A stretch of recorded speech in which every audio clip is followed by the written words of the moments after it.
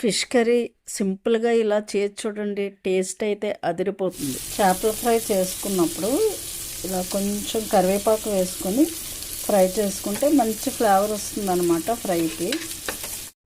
Fish curry అంటే అందరికి ఇష్టం కదా. ఈరోజు ఫిష్ కర్రీ సింపుల్గా ఎలా చేసుకోవాలో చూపిస్తాను.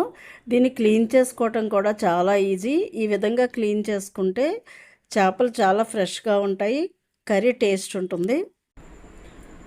ఉప్పు, పసుపు, నిమ్మకాయ వేసుకుని శుభ్రంగా క్లీన్ చేసుకుంటే ఇలా నీట్గా అవుతాయి అన్నమాట. చూడండి, జిగిరి లేకుండా క్లీన్ అయిపోతుంది నిమ్మకాయ వేసుకోవడం వల్ల. ఇప్పుడు ఇలా క్లీన్ చేసుకున్న తర్వాత వీటికి పక్కన పెట్టుకొని కావాల్సిన సామాన్లు అన్నీ చూపిస్తాను. చింతపండు నానబెట్టుకుని ఉంచుకోవాలి, ఒక నిమ్మకాయ సైజ్ అంతా, ఒక టమాటా, 2 పచ్చిమిరపకాయలు, అల్లం, వెల్లుల్లి, ధనియాలు, జీలకర్ర అన్నీ పేస్ట్ చేసుకుని ఉంచుకుంటాను నేను. ఉల్లిపాయలు ఆనియన్ చాపర్లో కట్ చేసుకుని ఇలా ఉంచుకున్నాను. దీంట్లో ఉప్పు, పసుపు, కారం, ఆయిల్ పెట్టలేదు, ఆయిల్ కూడా వేసుకుందాం. ఇప్పుడు దీంట్లో అన్నీ కలిపి పెట్టేసుకుందాం.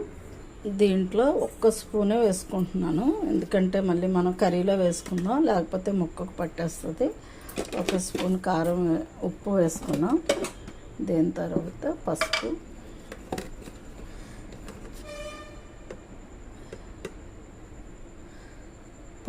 ఒక 1/2 స్పూన్ వేసుకుందాము.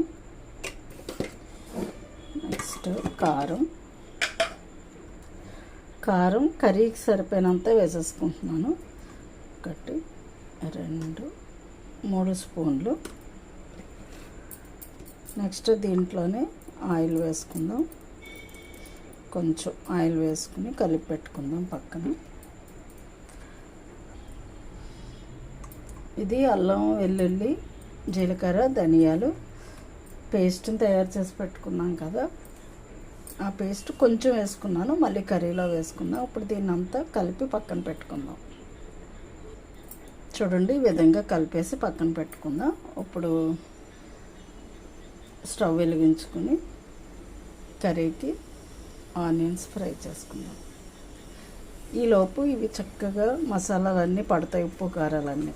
ఇలా కలిపి పెట్టుకుంటే ముక్కకి ఉప్పు కారం చక్కగా పడుతుందన్నమాట.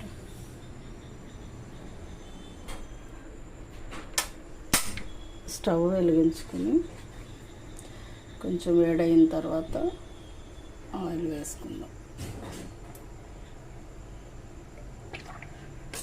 ఆయిల్ కూడా బాగా వేడవ్వాలి. ఫిష్ కర్రీ కదా, కొంచెం ఆయిల్ ఎక్కువ పడుతుంది. మనం ఆనియన్ కట్ చేసి పెట్టుకున్నాం కదా, ఇవి వేసేసుకుందాం. ఆనియన్స్ ఫ్రై అవుతున్నప్పుడు మెంతులు చూసారా, కొంచెం మెంతులు వేసుకుందాం. గోల్డెన్ బ్రౌన్ కలర్ వచ్చే వరకు ఆనియన్స్ని ఫ్రై చేసుకుందాం. ఇందాక ఫిష్లో సాల్ట్ తక్కువ వేసుకున్నాం కదా, ఇప్పుడు ఇంకొక 1/2 స్పూన్ వేసుకుందాం. ఉల్లిపాయలు త్వరగా మగ్గుతాయి. ఇలా వేసుకున్న తర్వాత ఒకసారి కలిపేసుకుని మూత పెట్టుకుని మగ్గించుకుందాం.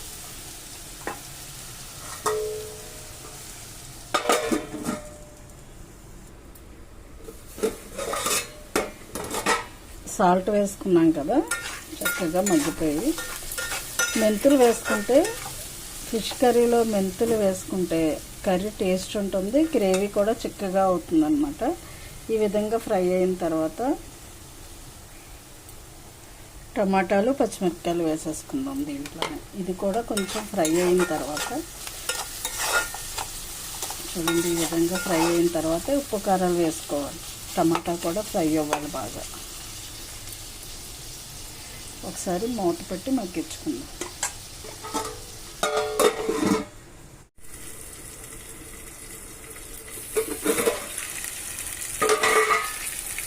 చూడండి, చక్కగా ఇలా ఫ్రై అయింది కదా. టమాటా, ఉల్లిపాయ, పచ్చిమిరపకాయ, కొంచెం మెంతులు వేసుకున్నాం కదా, సాల్ట్ వేసాం. ఇప్పుడు దీంట్లో మళ్ళీ కొంచెం సాల్ట్ వేసుకున్నాం. ఎక్కువ సార్లు వేస్తున్నాను అని అనుకోకుండా, మనం కర్రీకి సరిపోయినంత వేసుకోవాలి కదా. ఫిష్లో అయితే కొంచెం తక్కువ వేసాను, అందుకే మళ్ళీ ఉప్పు కారాలు వేసుకుందాం.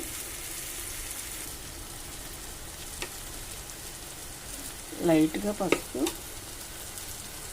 ఒక 1/2 స్పూన్ కారం, దీంట్లో వేసుకోవడం వల్ల చక్కగా మంచి ఫ్లేవర్ వస్తుంది. ఫిష్ కర్రీకి కూడా మంచి ఫ్లేవర్ పడుతుంది.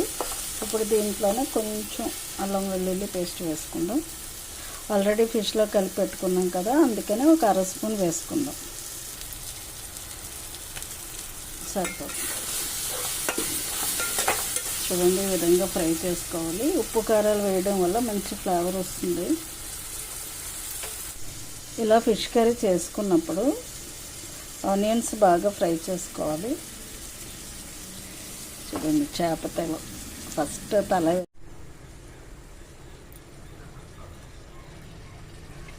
ఒక 4 ముక్కలు ఫ్రైకి తీసుకున్నాను. కనుమవన్నీ ఇలా చేపల కర్రీ చేసేసుకోండి. కర్రీ ఇలా చాలా బాగుంటుందండి. ఒకసారి ఇలా ట్రై చేసి చూడండి. ఫిష్ కర్రీ అయితే చాలా టేస్ట్గా ఉంటుంది ఈ విధంగా చేసుకుంటే.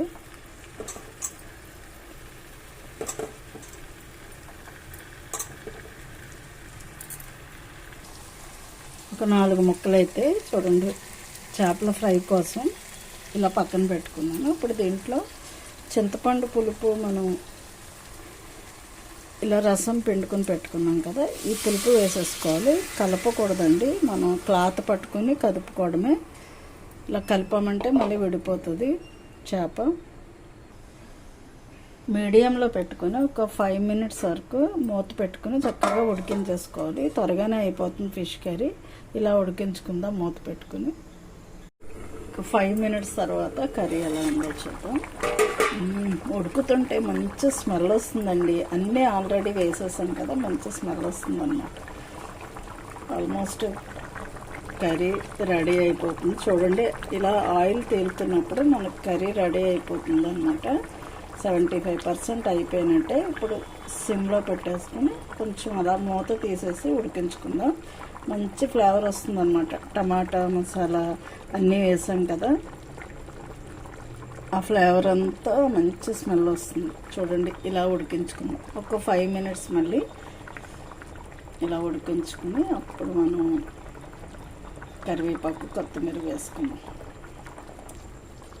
ఈ టైంలో ఒకసారి ఉప్పు చూసుకుని సాల్ట్ సరిపోకపోతే మళ్ళీ వేసుకోవచ్చు. ఏదైనా పులుపు ఉప్పు కారాలు ఏది తక్కువైనా ఈ టైంలో వేసుకుంటే కరెక్ట్గా పడుతుంది. ఇప్పుడు కొంచెం ఉప్పు చూసుకుందాం. సాల్ట్ చూసాను, కొంచెం చప్పగా ఉంది, కొంచెం వేసుకుంటున్నాను. సాల్ట్ కంపల్సరీ చూసుకుని వేసుకోండి, ఎందుకంటే ముక్కకి పట్టాలన్నమాట ఉప్పు, అప్పుడే టేస్ట్గా ఉంటుంది. చూడండి, తల అయితే భలే ఉడికింది. నా ఫేవరెట్ అన్నమాట ఈ తల. ఎప్పుడు ఫిష్ కర్రీ చేసినా దాని తల అయితే నేనే వేసుకుంటాను. దీంట్లో పచ్చిమిరపకాయలు కానీ ఇవన్నీ నాకు చాలా ఇష్టం. కర్రీ చూడండి ఎంత చక్కగా ఉడుకుతుందో. ముక్క చూసారా, ఇలా పైకి వచ్చిందంటే కర్రీ ఉడికిపోయినట్టు అనమాట. ముక్కకి ఇలా పైకి ఇలా వచ్చిందంటే కర్రీ ఉడికిపోయినట్టు. ఇలా సిమ్లో పెట్టాం కదా, ఉడుకుతుంది. పక్కన ఏంటంటే ఫిష్ తీసుకున్నాం కదా, దీన్ని కూడా ఫ్రై చేసేసుకుందాం. జస్ట్ తక్కువ ఆయిల్తోనే ఫ్రై చేసుకుంటాను, డీప్ ఫ్రై ఏమీ చేసుకోనండి. సాడో ఫ్రై అన్నమాట. కొంచెం లైట్గా ఆయిల్ వేసుకుని ఫ్రై చేసేసుకుందాం.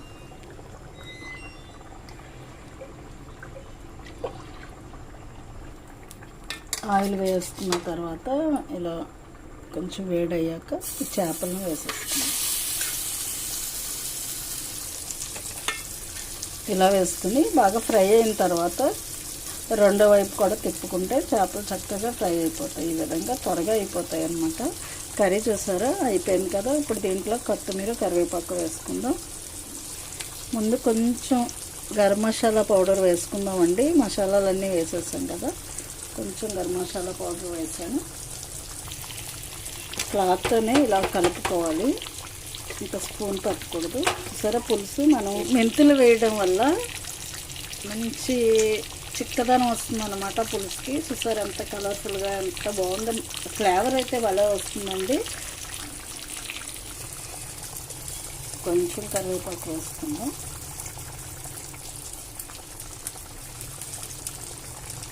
కొత్తిమీర, నేను కొత్తిమీర ఎక్కువ వేసుకుంటాను, నాకు ఈ ఫ్లేవర్ చాలా ఇష్టం అన్నమాట. సరే, కర్రీ అయితే చక్కగా రెడీ అయిపోయింది.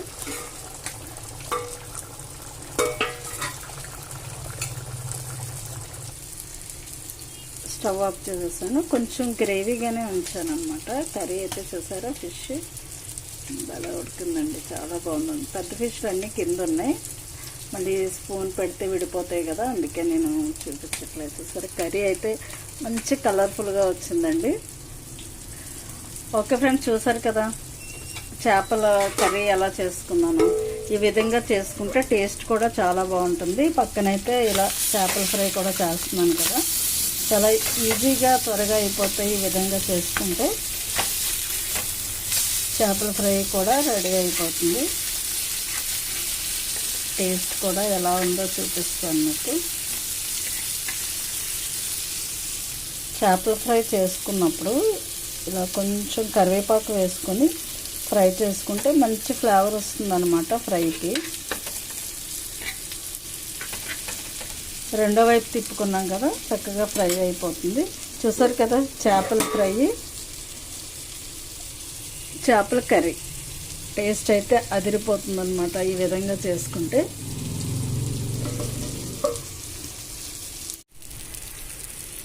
ఫిష్ ఫ్రై అయితే రెడీ అయిపోయింది. కొంచెం కొత్తిమీర వేసుకొని స్టవ్ ఆఫ్ చేసేసుకుందాం. చూసారు కదా, చక్కగా ఫిష్ ఫ్రై, ఫిష్ కర్రీ మంచి కలర్ఫుల్గా ఉంది. ఈ విధంగా చేసుకుంటే టేస్ట్ చాలా బాగుంటుంది.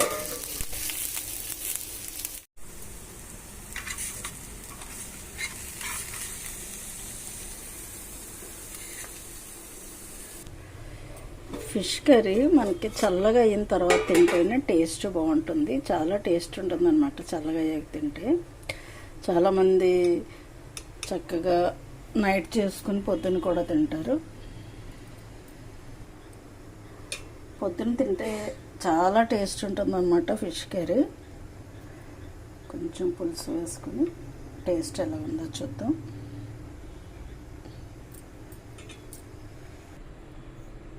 కర్రీ అయితే భలే కలర్ఫుల్గా కనిపిస్తుంది. నాకు ఫస్ట్ ఈ మిరపకాయ పెట్టుకోవడం ఇష్టం అండి.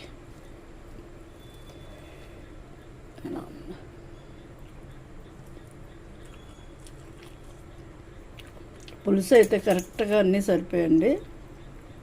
ఫ్రై కన్నా ఇలా నాకు ఈ ముక్క ఇష్టం, వేడివేడిగా ఉంది, అందుకే ముక్క ఎక్కువ తీసుకోలేకపోయాను.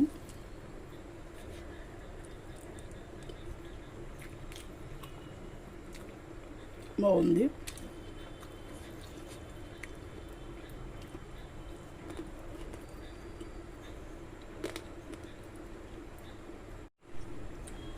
అసలు రెండు చాలా బాగున్నాయి టేస్ట్గా. పులుసు కూడా కరెక్ట్గా అన్నీ సరిపోయామన్నమాట.